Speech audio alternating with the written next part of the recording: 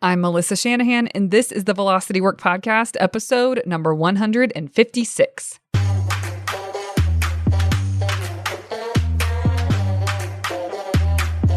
This podcast is for attorneys who are running their own firms.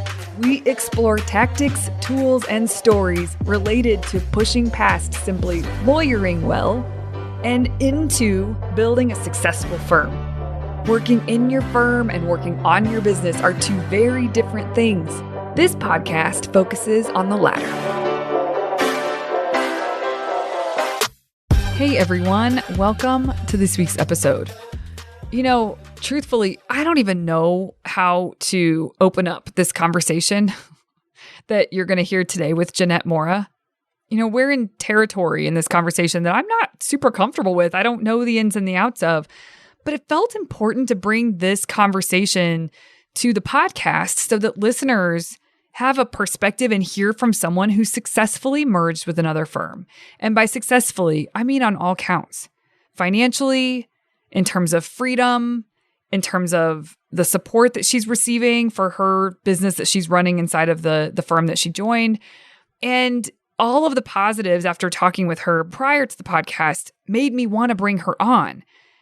I think that so often it's black and white to us. You either go work for someone else or you have your own law firm. There is some middle ground here that she explored and she went after. And it paid off in a big way for her. My hope is that this episode helps you get a 30,000-foot view on the possibilities for yourself. Well, without further ado, let's get into it in today's conversation with attorney Jeanette Mora. Welcome to this week's episode of the Velocity Work Podcast. I am thrilled to have Jeanette Mora on the podcast. Welcome, Jeanette. Hello. Thank you for having me. I'm so honored. Oh my gosh. Me too, that you took time to be here and have this conversation for everyone listening. I think it's going to be really valuable. I want to share with the audience who you are and about your practice, about how you got to where you are now, and then we'll dig into how you got to where you are now. But before you share a more formal introduction, from my perspective, Jeanette is an amazing attorney who cares deeply about her clients and her team. It's very evident the way that she operates, how much she cares about her team.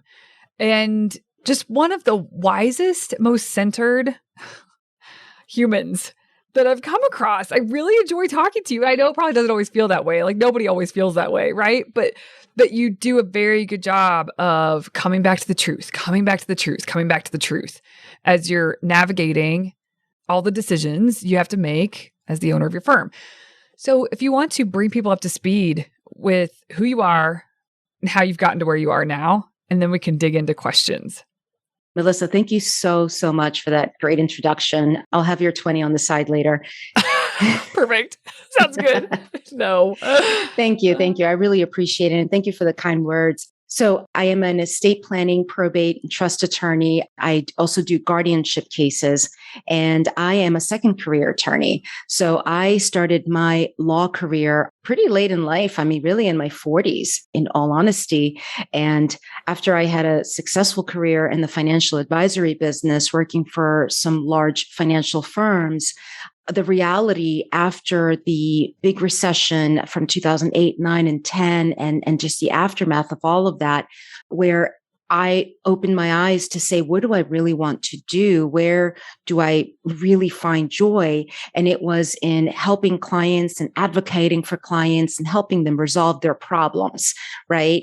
And that prompted me to make a big turn and say, you know what, I want to go to law school. What do I need to do? And it allowed me to just kind of open the doors and start that path.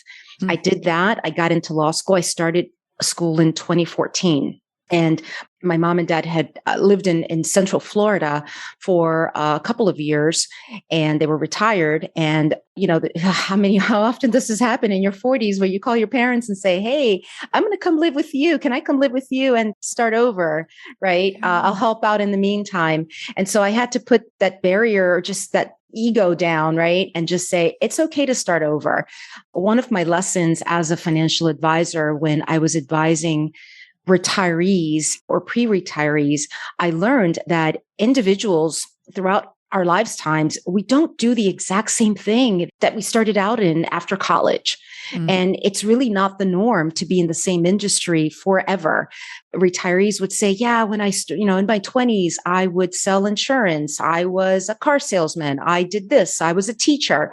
And at the time that they were in their retiring age, 60s, 70s, or later, I loved learning about those clients' journeys and learning about what they did really the previous 10 years of their working careers. And so that gave me the permission to give myself to not judge and say, it's okay to take a lateral move or take a few steps back to start over and utilize all of the things that I learned in my prior career and kind of coming full circle where I am today.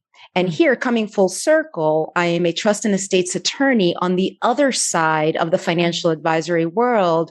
When as a financial advisor, you're working with attorneys and their clients with estate planning and trust matters. Now I'm on the other side and I'm that lawyer working with the financial advisor. So it really did come full circle over time. And I look forward to, to continue on what the next steps, what the next phases will be. I kind of got out of that mindset to know that this was meant to be. And I'm exactly where I'm meant to be. And so, I've been practicing now. Good. Thank you. I've been practicing now since 2019, since I was licensed. So somewhat of a newbie attorney, but not so newbie professional. Yeah. Okay. Jeanette joined Mastery Group and took part in sprints. Was it in 2020 or 2021 only? It was 2020. I believe it was 2020. 2020. Yeah. Yeah, that's right. Right around 2020. So you were an active, engaged participant and member. You made amazing headway. I mean, Monday Mat, Friday Wrap was a practice you're really committed to and always learning and always improving. And it wasn't linear. Like there were times where it was like, you did throw your hands up and be like, well, that went to hell. But then also there were big wins on the front of you really taking control and navigating your calendar, et cetera. It was such a pleasure working with you. And then towards the end of last year, you wrote and said some big things are changing. We should chat. And do you want to share with everyone what those changes were occurring behind the scenes?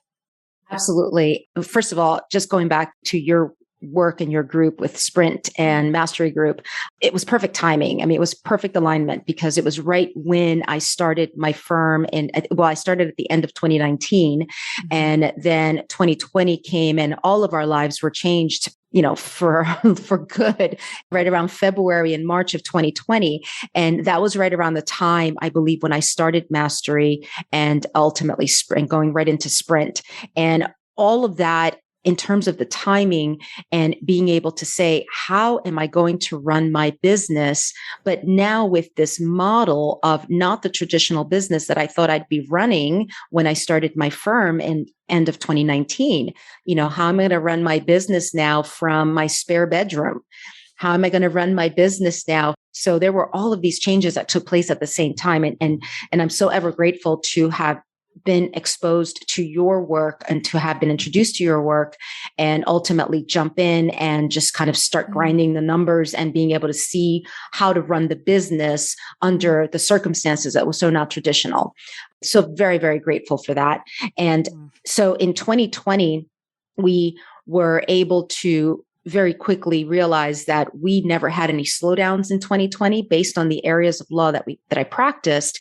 Very quickly, the volume just became extremely, extremely high towards later in 2020, of course, running the business and how to measure, how to start learning how to measure, how to have metrics. How am I looking at my team? How many hats am I wearing? And so those were really big eye openers. 2021 came on and that's when I started looking at what are the goals. And that specifically came from your work, from working with your team. What are my goals? What is my goal this year? Before we were just doing the work, we were being fully reactive, just who called in, what did they need? That was it. But now let's start measuring. And towards the middle of 2021, it was very clear that we were definitely going to hit our numbers. I never would have expected the numbers that I hit based on my conversations and my work with your team in terms of what are my quarterly numbers? What do I need to make on a monthly basis? How do I need to run this business? The volume was certainly there. Towards the end of the year, I had a wonderful encounter with a colleague of mine who wanted to kind of join some alliances, referral based. And once we got to talking and learning about my volume and learning about the work that I did, it would have made sense. And it was almost like an open door to say, hey, you know what? I have about 20 hats that I have on right now. And here we have a lot of hats that we can take off of you so you can focus a little bit more.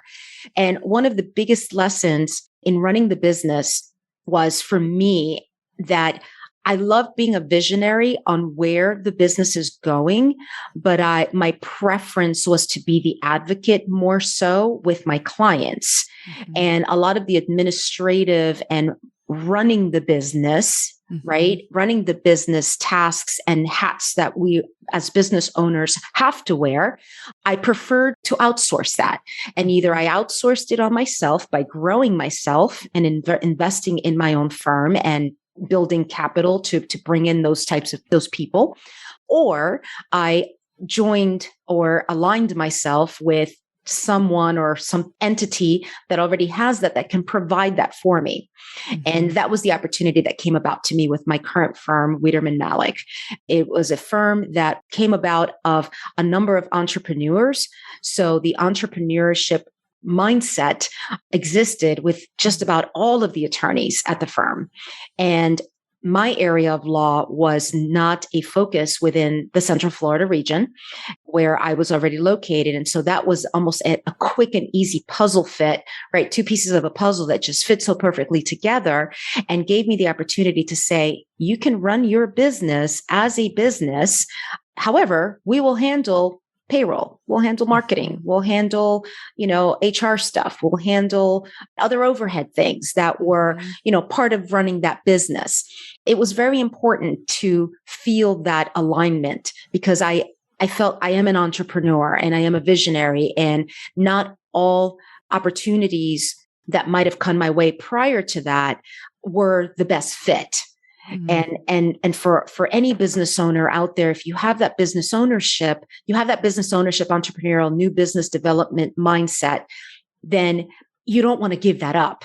Right. Mm-hmm. And that's the fear of when you're talking to other firms, when you think you're going to join another firm, I'll lose that independence.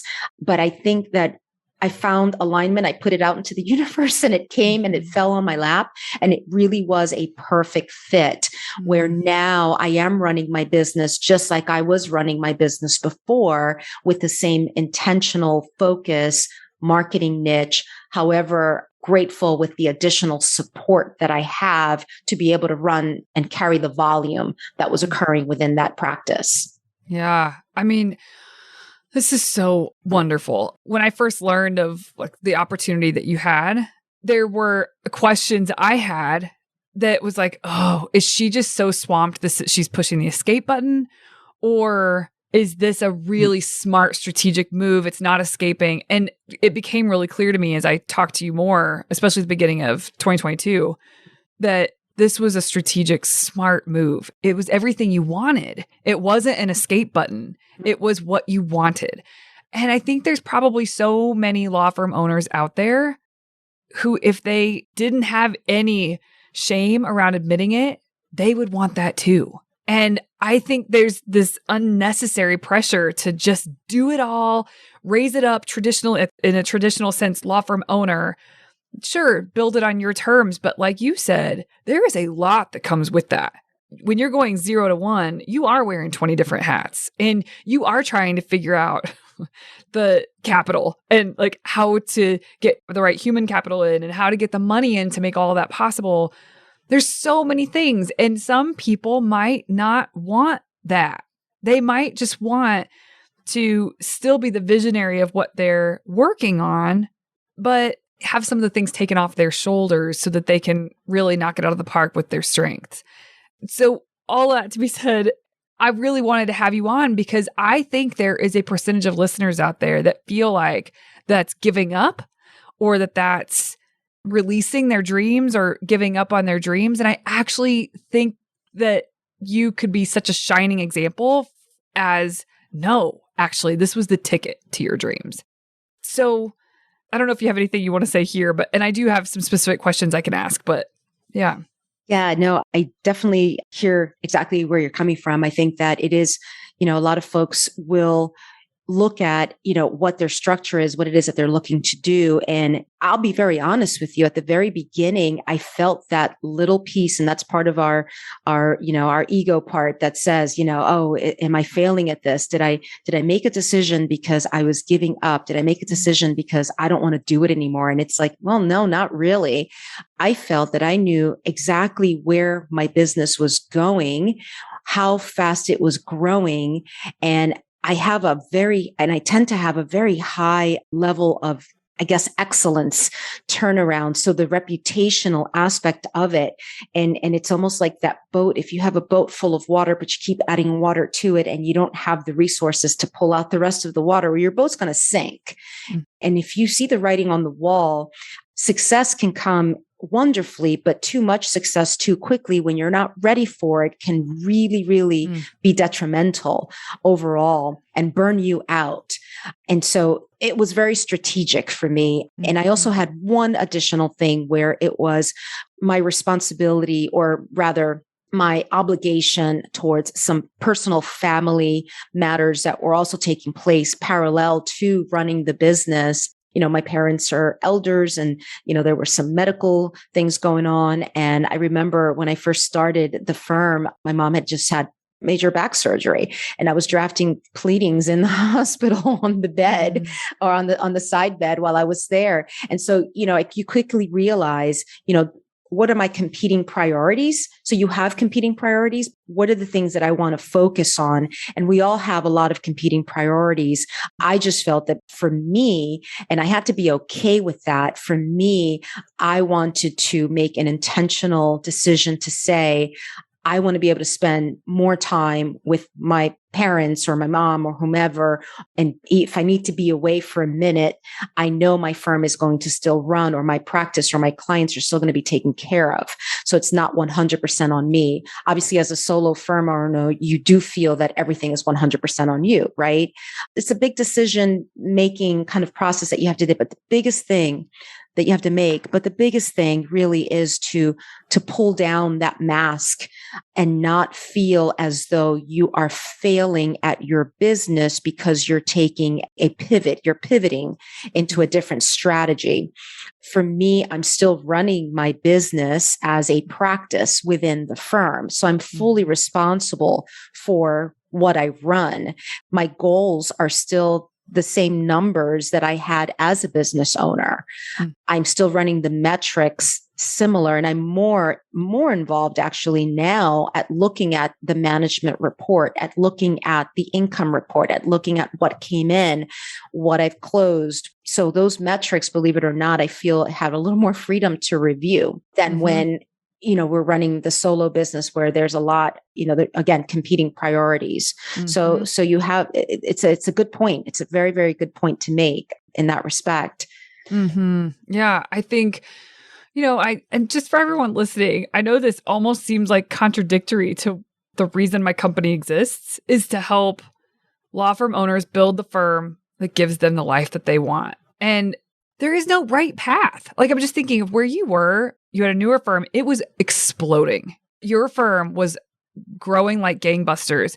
And you were just trying, like the wheels were coming off. You were trying to hang on, keep the integrity of the work, also deal with the family obligations that you had. There was so much pulling at you. And it was just the stage you were in where it was like, okay, it doesn't always have to be like this, but you had a journey in front of you to get the ship righted so that you could feel the way you wanted to feel in your business. So it wasn't impossible to create that. I want to make sure everybody hears this. It's a decision. Like, she could have kept going down the path. Her priorities she chose was, no, why? And I'm wondering to you, when you weigh out the decision, because you could have been successful there. You are sharp. You are smart. You were dedicated, still are. Like, but I'm just thinking of you at that time when you were dealing with all of this. You absolutely could have ridden that out. And you absolutely could have considered other options. And Absolutely. so it wasn't that you didn't believe in yourself. It wasn't that you didn't think it was possible. I guess what I'm hearing you say is, I just chose something different and I liked my reasons for it. Yeah. Yeah. Yeah. That's exactly right. And I think the reason I wanted to have you on is so that people feel like they have permission to choose something different. Just like your reasons for it. You don't have to feel like a failure if you don't go this one path. Like, what? There is not just one path to success in life. So I love the opportunities we're in right now. There's just so much opportunity out there, and being true with yourself, being true with your purpose, with your vision, and being able to say, there are paths. And I go back to where my career started in the financial industry, and I chose to make that change. I chose to make that change because that was my gut feeling was tugging at me to make a change. And I found the path to do it. But here we are, and it's almost like it's like a full circle. You gain opportunities every time you do something new and different because it's like a tree with all of the rings. You're just building your rings, and that's okay. It's totally okay. I love it. That is the best. That is the most beautiful way to say that. You gain opportunities with I don't remember how you said it, but with every decision you make. Yeah. Every decision experience. I mean, I think that I know, not only because I've experienced it, but I witness it. People stay in indecision.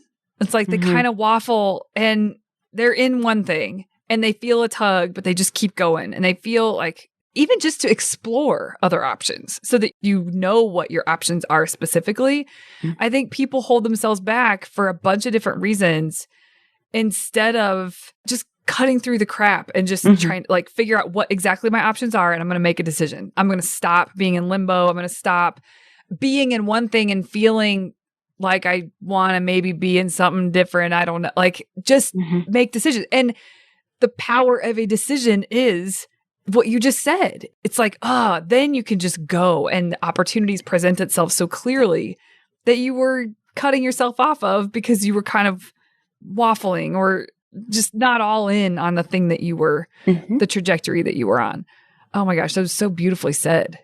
That's the truth. And I guess that's a takeaway. Listen, if anybody's listening to what Jeanette is saying, even if you don't feel the tug to look into other options than the route that you're on right now, that alone, just that principle, where are you not making a decision in your own world that you just need to make so that you can open yourself up to what's next along that path?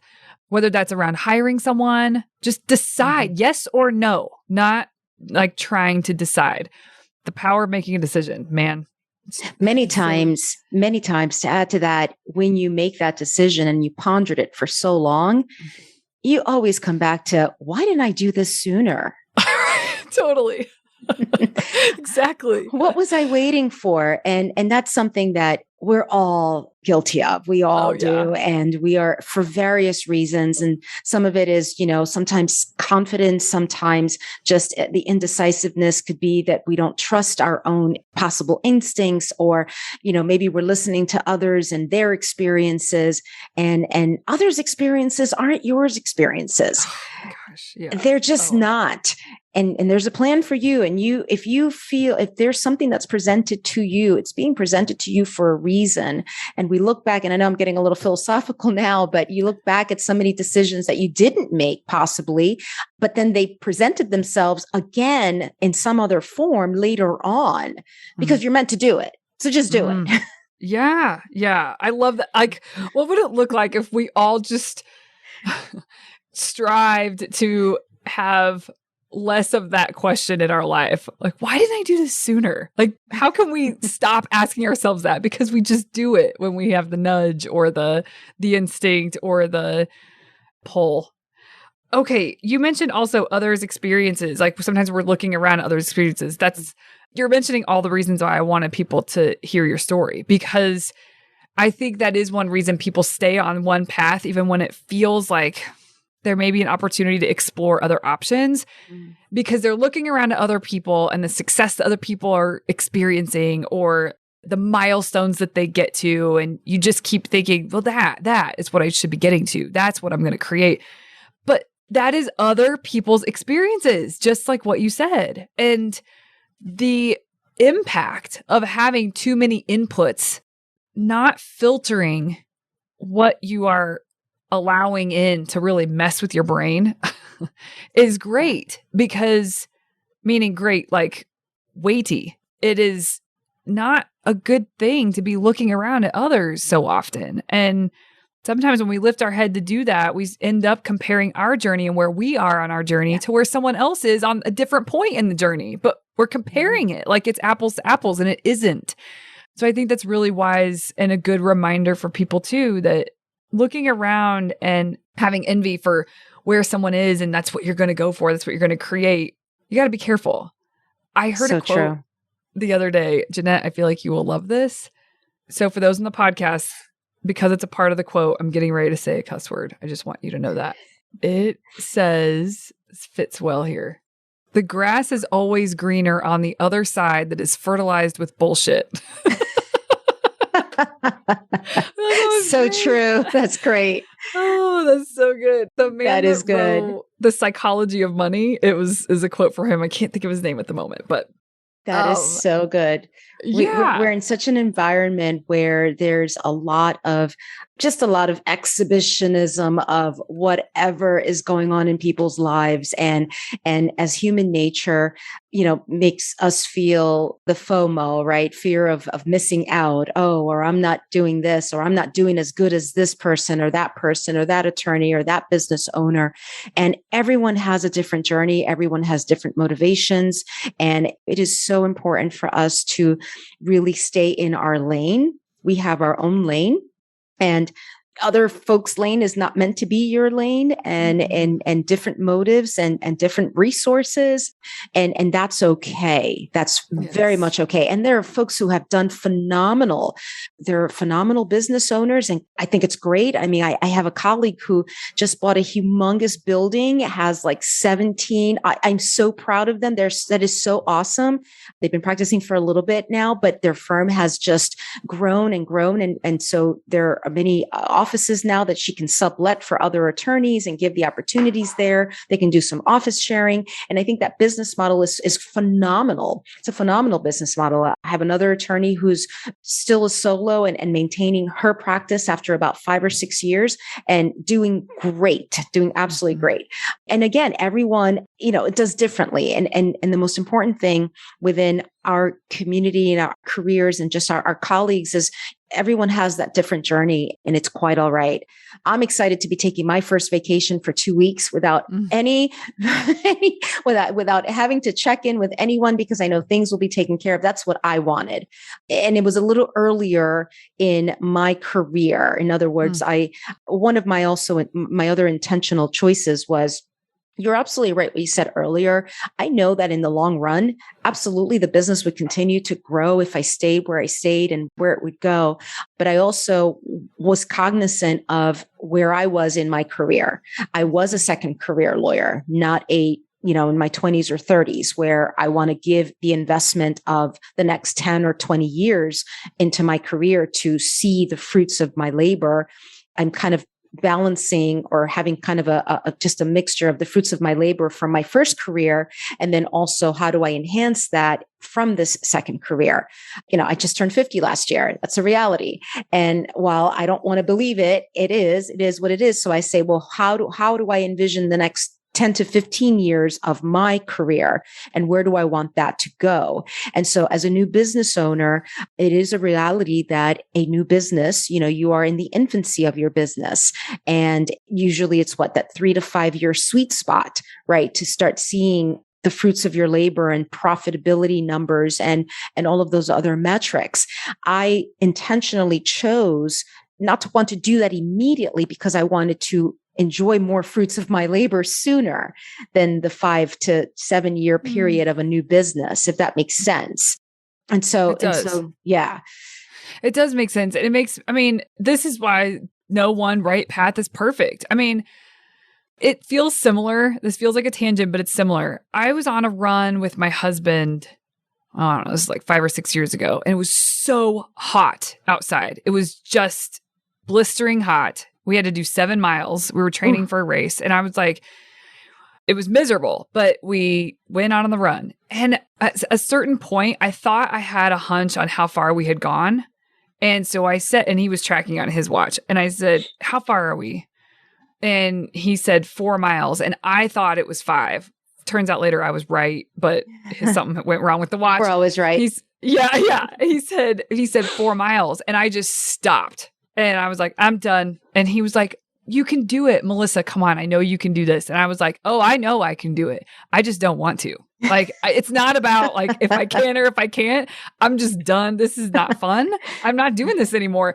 And we have that choice. And I liked my reasons for it. I was not mad at myself later. There's no shame. No, I will get my training in. And by the way, it'll probably be inside on a treadmill in this weather. Like, I'm not doing this right now. So I think it's similar with anything that we really set out to do. There is someone that would have looked at that moment, my husband being one of them, being like, oh, what are you doing? What are you doing? You could have just hung in there. You were over halfway there. And in that moment, even though it feels much more trivial than what we're talking about with owning a business, it wasn't a question about my self-worth, about what I was capable of, about any of that. I was doing what I wanted to do. And I knew that I was going to get to my end result, meaning I will be fully trained for that race. Make no mistake. Mm-hmm. And I'm taking a different today. This is not the path. So I'm thinking with anything that we do, we have that option to be able to look at it and be like, you know what? I'm not doing this. There is another way. Yeah. And I'm going to make that call. And people get to make the call to stay. My husband finished. He gets to make that call. We will both be satisfied with our results in the end. We took a different, like I pivoted. so I guess. And you were okay with that. Yeah. You were okay with that pivot. And as silly as it sounds, I think it really can be that simple. We put all this weight, all this pressure. We feel dread and overwhelm, and we wonder, like, it's good to ask yourself every once in a while, wait a minute, am I still choosing this? Or do I want to choose something different?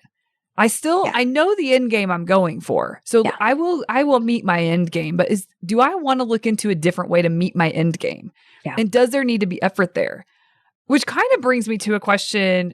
I don't know how much you'll want to share here, but I think it'd be good for people to get a read on how you thought about it. There's a quality of life that matters to you. Money is certainly a part of that. What are you willing to say or share about the deal? Did it fit what you thought you were going to ultimately reach? Like, was it still going to allow you to get there financially? Or was there a compromise for you with this deal in terms of finances? Really, the deal was very, very lucrative for me. It's already achieving better than what I would do for myself on my own, just based on how organized it is and how specific it is with the metrics and the business that's coming in. In other words, I personally was not rewarding myself in my personal business as I would reward myself with the deal. The opportunity was, I wouldn't be losing out, if that makes sense. If anything, because now there's even more business than before, because now you've got the internal form also feeding the clients your way. It really allows me to be an entrepreneur, to be a business development, to have that taste and feel and that environment, but also be able to reap the financial rewards and the financial benefits of it. So I'm happy with that. So there's nothing there's no regrets. There was no setback for me. If anything, it was much more stable. I think as a new business owner, you're making that determination until you are a level of stability and capital that, you're making that determination, if you're going to pay all of your expenses first and then you pay yourself last sometimes as a business, when you start off, until you can actually say, all right, I'm putting myself on this salary, on that salary. And how much is that going to be?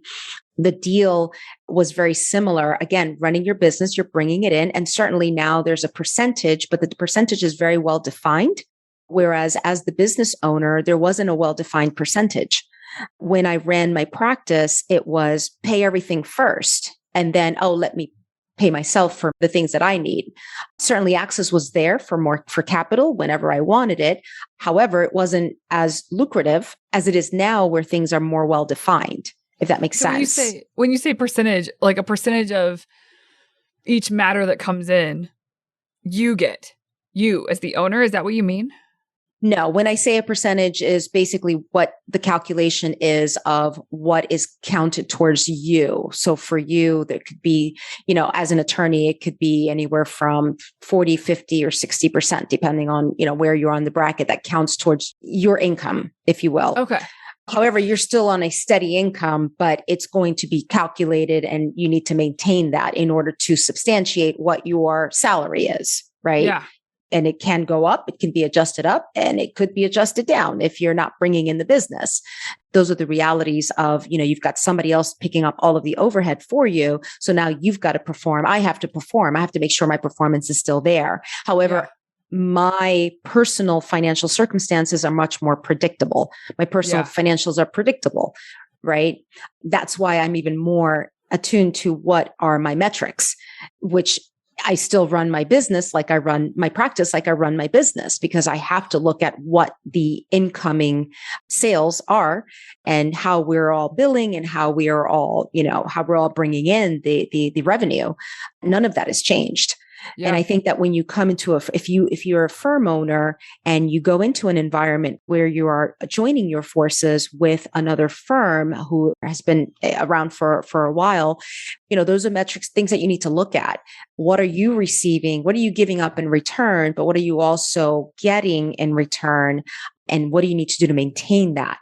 But now you're looking at it more from a percentage perspective. Before I did not. I'm going to be honest with you. It was really only a year and a half, 2 years of private practice where it was not an efficient system of looking at the KPIs, right? The key performance indicators.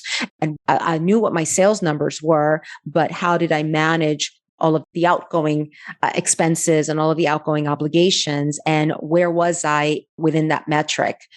How was I monitoring it?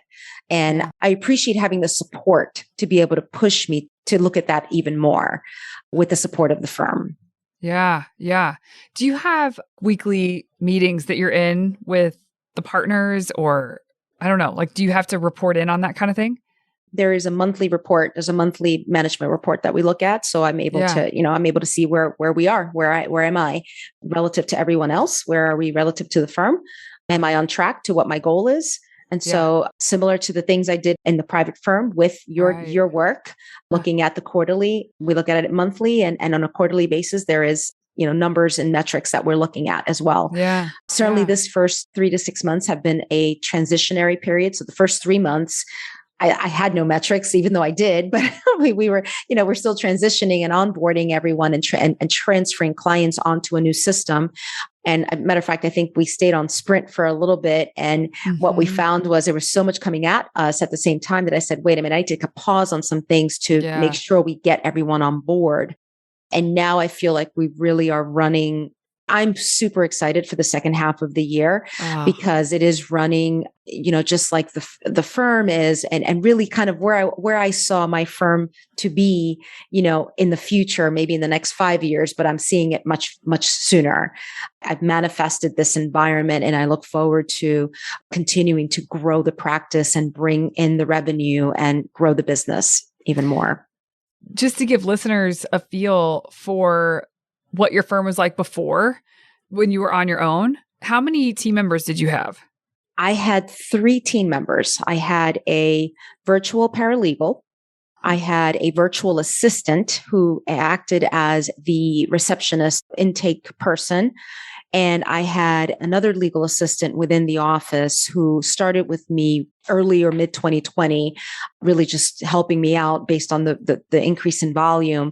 And she's still with me now. She's doing a great job, as my team was able to come over to the firm with me, with the exception of one, the virtual assistant. I was not able to bring on board because of the fact that the firm already had a receptionist and intake as well. So that was unfortunate. And that was a reality that broke my heart. It was the first time I had to, make that type of a decision and say, hey, that unfortunately, I have to downsize it because they're not bringing you on board to that person. And that was a difficult process to go through. The other two folks are still with me and they are part of the firm now, part of the firm staff. Okay. So that was the question I was going to ask is how many could come with you? So 2 of the 3 team members are still with you. Do you have more now just because of the resources that are available to you because of the firm? I do. I have access to several associates. There are about 5 of them where I am able to very easily say, hey, do you have bandwidth? I need research on this. If something is a little more complex or more substantive, I have access to those associates. I have access to another paralegal who speaks Spanish as well and is able to take on some cases, depending on our overflow. And of course, we have access to a phenomenal, she's a receptionist who's actually, we're working on moving her up to be my legal assistant so that I can move my other legal assistant up to a paralegal. So we'll have 2 paralegals, the legal assistant, and then access to the other team, the other members. That was a major win for me to be able to tap into other resources. Yeah. As a solo, I did use some wonderful resources that I thought were just very helpful. And I'll put it out there. I used Law Clerk a lot, lawclerk.com, I believe it is, where you can tap into legal. the lawclerk.legal. Thank you. Correction. Yeah. Lawclerk.legal, same thing. You put it out there and someone could say, I'll take on this assignment, so on and so forth. Very similar to what I do with the associates in-house here. And so as a solo, you could still, it's delegating was a big, big lesson for me. You're wearing all the hats, you're doing it all yourself. And I'm still in that path to be able to learn how to delegate better and really be more effective in delegating. And we're not there yet. Sometimes I feel like, why am I holding on to this? I don't have to. Let it go and let someone else bill on it or do the time for it. And at least it'll get done faster. You hold on to it. I'm trying to control the situation because I think I know best. Yeah. I mean, for people listening who this is like a seed in their mind now, they're like, oh, wait, maybe I should look into options. Maybe this is more my path and this is what makes sense for my life. What would you say to someone who they don't have any offers on the table? They don't necessarily know where to start. And yours happened pretty organically through a conversation with a colleague. So maybe not, but do you have anything to offer if someone were just going to poke around and discover or explore options? Absolutely. I think that one of the things that worked for me was that networking with other attorneys. I did a lot of that and really just in different events. And so I had actually been referred by someone that I still have yet to meet. Right? They just knew my name based on what they knew I did. And that's who gave my name to the colleague, which now we've ended up, where we are today. And so the recommendation that I would say is to just not be afraid to get your name out there, to have lunches with individuals. If you know you have a niche in a practice area that someone else does not have, or there's another practice or solo or a team of 2 or 3 who run a practice that you can add that value or bring in that niche that you have to say, hey, I'd like to talk to you about, joining forces. What does that look like? And it starts with a conversation. This was not my first conversation with this idea. It started as early as mid 2020. But again, our mindset is a little bit different. We may not know what we don't know. We don't know what we don't know.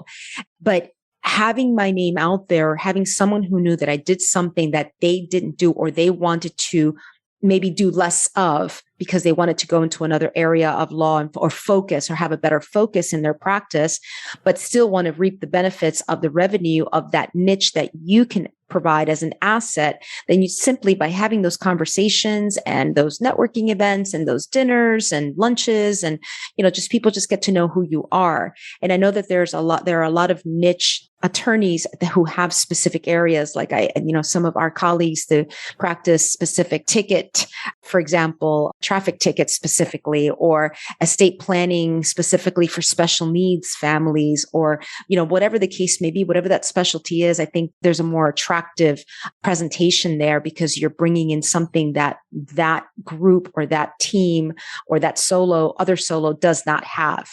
And I think that a conversation can start with what does that look like and how can we join resources to be able to build that and get to where you want to be a little bit faster. Was the arrangement for you, is it considered an acquisition?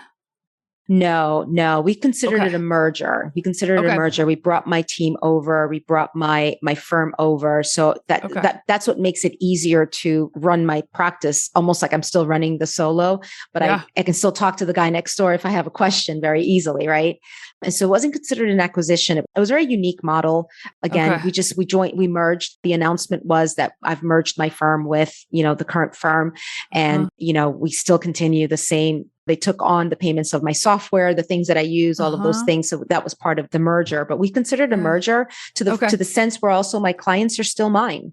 It's part of the liberal, hey, listen, after a year, if this isn't working, you can go back and take your clients with you. And that was part of the conversation, part of the deal, part of the work there. So it was a very unique model. Yeah, I've seen other contracts that were extremely restrictive.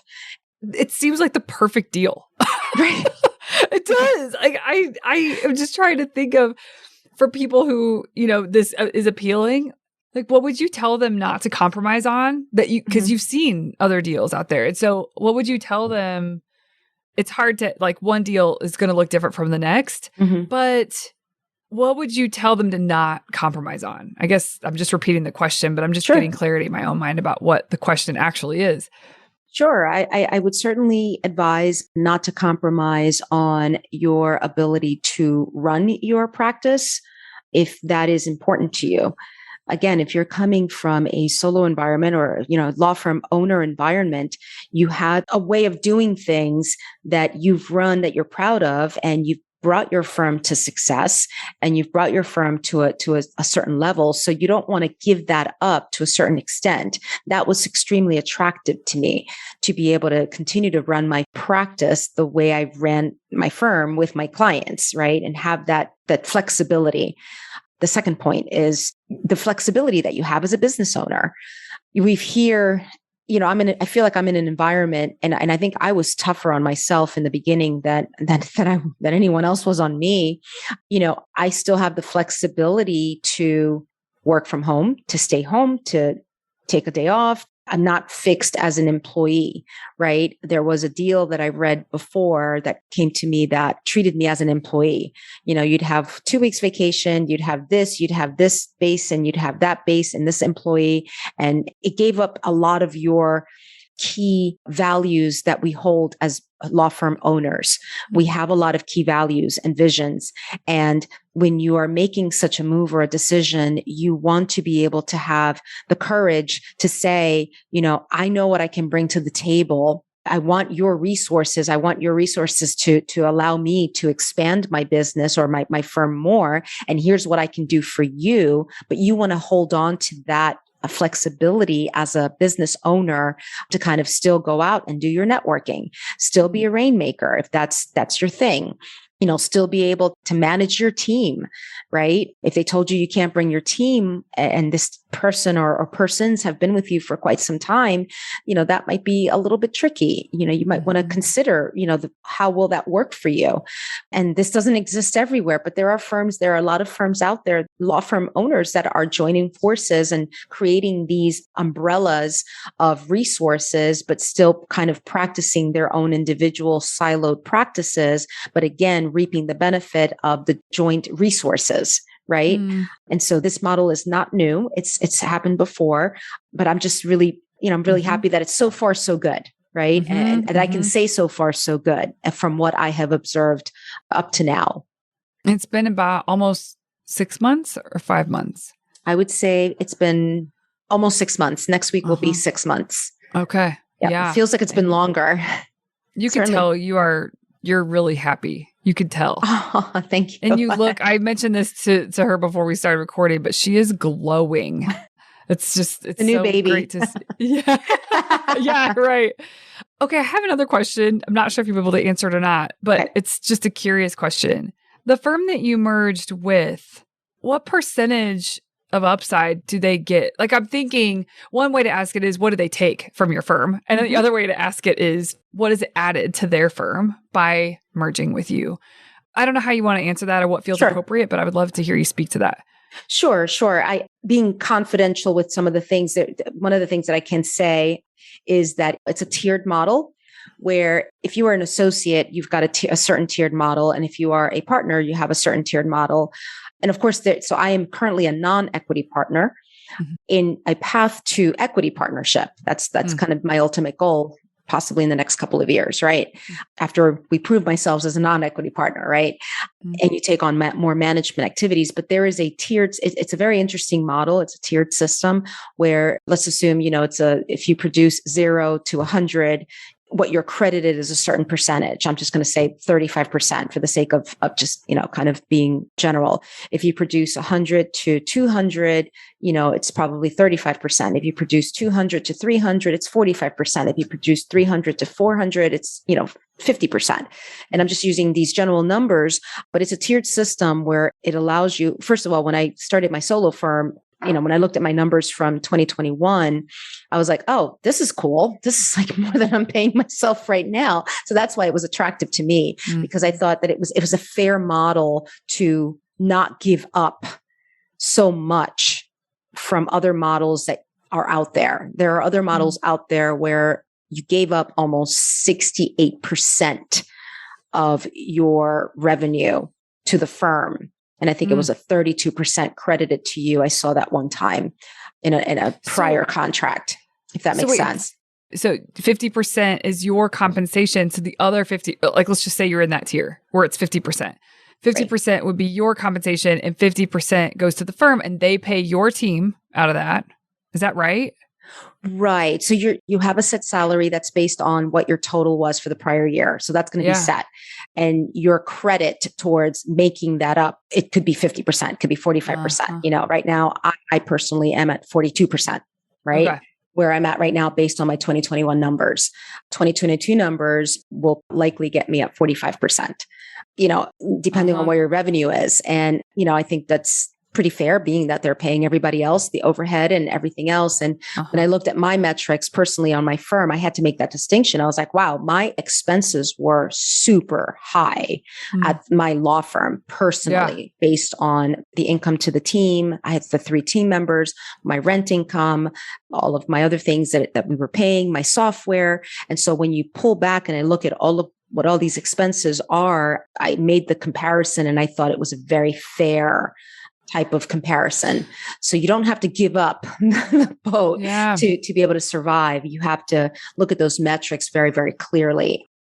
Do you remember what your percentage of revenue that was going towards team was, or just overall expenses? Do you remember what percentage of your revenue was going towards expenses?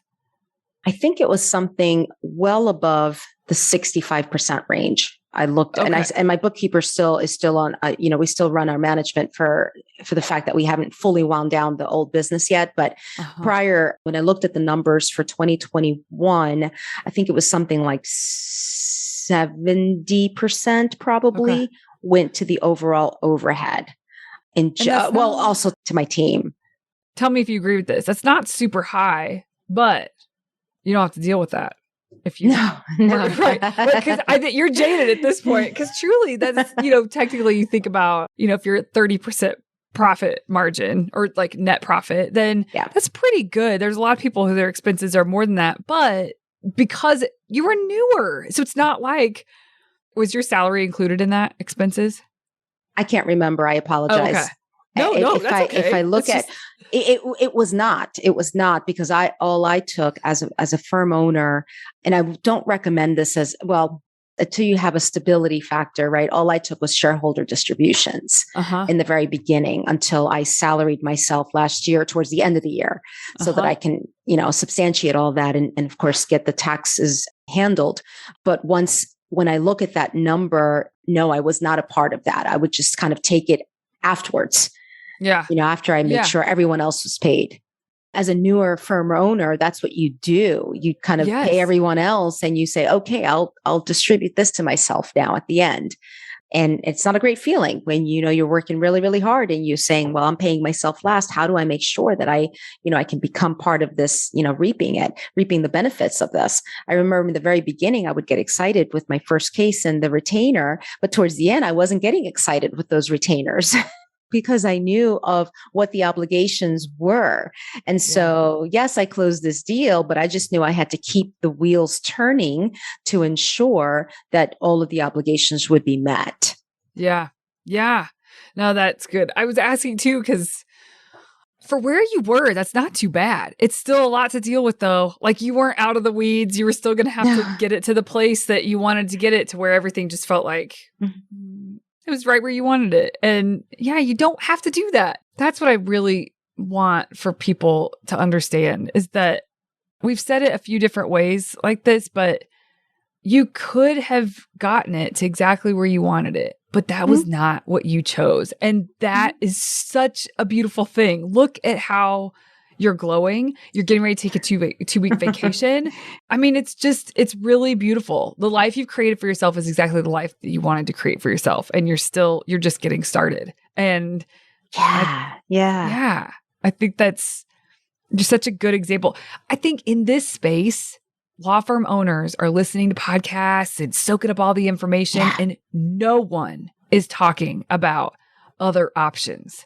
No one is talking about a different path forward as a law firm owner and what that could look like. And, this is new, and it kind of feels like I'm fumbling around with this conversation, like trying to figure out what to ask and how to ask and what would be helpful to listeners. But I think it's an important conversation to bring to light. It's not just you have to own and get this thing the way that you want it so that you have the life that you want to have with you as the owner building this firm, even if you have a partner. Just that siloed approach to the growth of your firm and lifting this thing off the ground.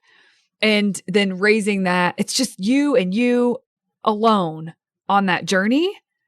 That's totally possible, but that's the only way that's talked about in this industry. That's the only thing it's like, that's the path. And I just there was something that I loved about hearing that this is the path you took, because I could tell after having some interactions with you, this was the right way to go. This was your right path. And I don't know much about that path. I don't know how to advise people down that path. Yeah. I mean, I could help them figure out what they need to do to get the information that they need to get, but I'm not the expert on that. And I just don't want to be a part of that one-track mind conversation for law firm owners. Like, listen, there's a perfect example right here on this podcast of someone who has chosen something different, and it is exactly what she wanted and needed for her world. So don't get caught up in all of the podcasts that are out there and all the coaches that are out there and all the people out there telling you what you should do. No one's given you this option. And I don't know how to give this option other than just shine light on people who have done it. And it's an option. You don't have to. Certainly. Yep. Yeah, definitely an option. Definitely. You have to be open to what comes your way. You have to be open to the options that you're in. You have to also still be grateful and practice gratitude where you are. Even though there were the times that we felt like the volume was extremely high or it was coming in very quickly, and we found a way to manage it for sure. We absolutely found a way to manage it, and we were finding a way to trying to let go of the control and delegating more. So all of those things were happening very, very well. I feel like it was a combination of being where I was and doing the best I could with what I had, and a little bit of luck, in my path, because the opportunity came to me relatively randomly. I wasn't looking, I wasn't seeking, I wasn't out there trying to make a change right away, but I knew that I wanted more for my practice. I knew that I wanted more resources. I wanted more assistance with certain things, and I wanted more. So I focused on where I would see my payroll being run, how I would see my assistants running, how, what type of resources would we have? And it's the wildest thing, but I really feel like this is where I'm at right now. And is it forever? I have no idea. Right. I have no idea. There's no such thing as forever.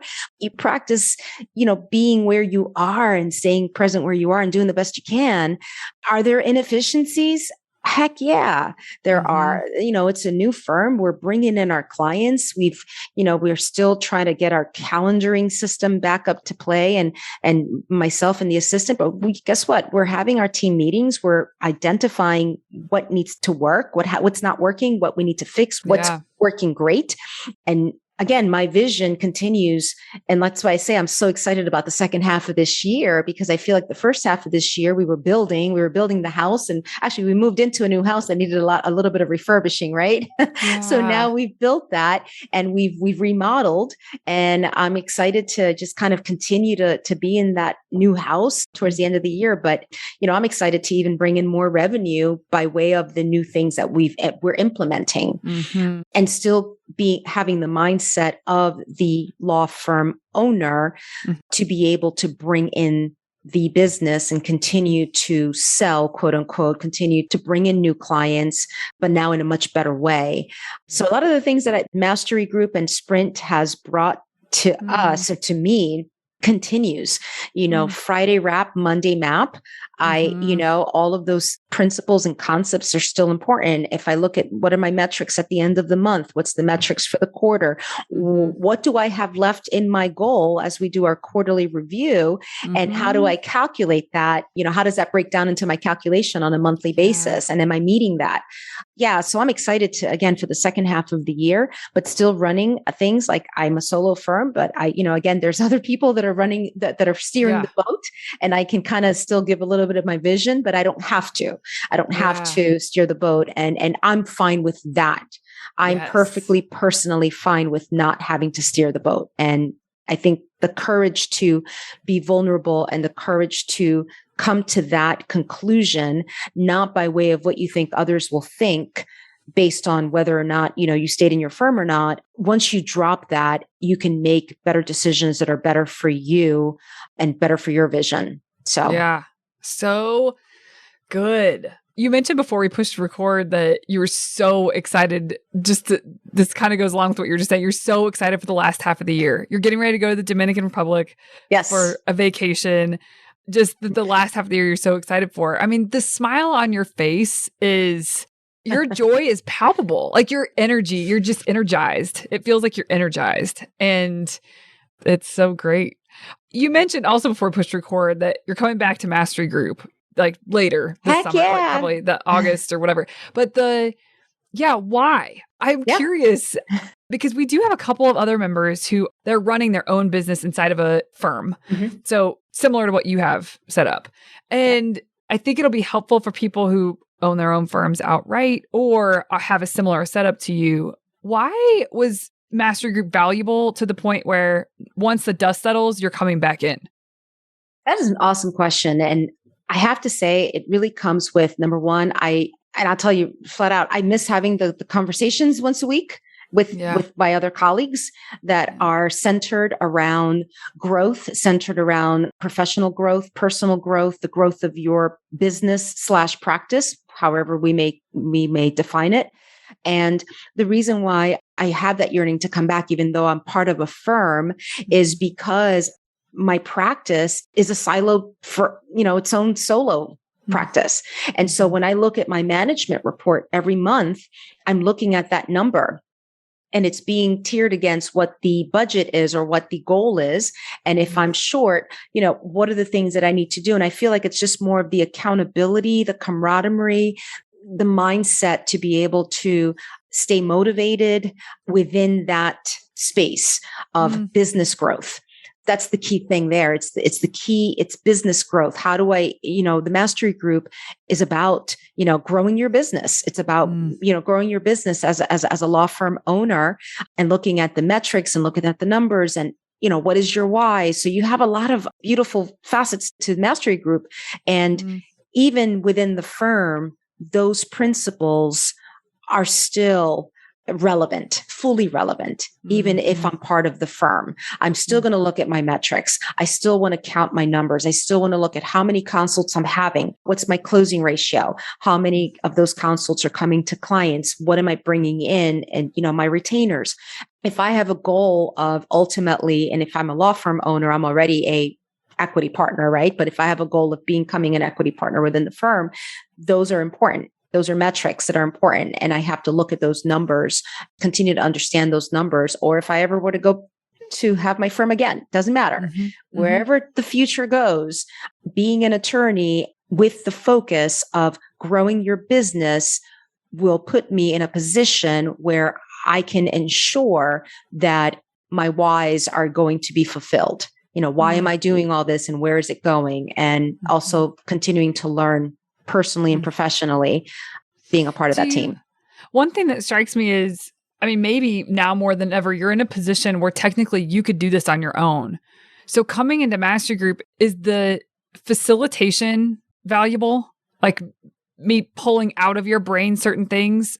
Absolutely. I think that self-motivation is great, but when you are accountable, it's even better. When you have a third person that you're accountable for that puts your mindset to do it, to take those steps of whatever activity is that we're doing, whether it be our Friday wrap, Monday map. I do it in my head sometimes. Do I do it the way we used to? Not really, because before we had, we had homework to do. And so this brings us back to having that accountability. And I think that when you're building or growing a firm or any other project, accountability is really the key to allow yourself to not only, share ideas, share other experiences, but just stay motivated. Yeah, I agree. But I am curious other people's takes.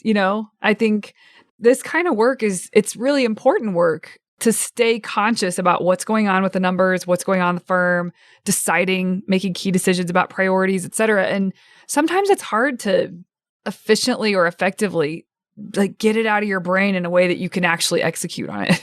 Sometimes just having someone ask the right questions and pin you down for an answer.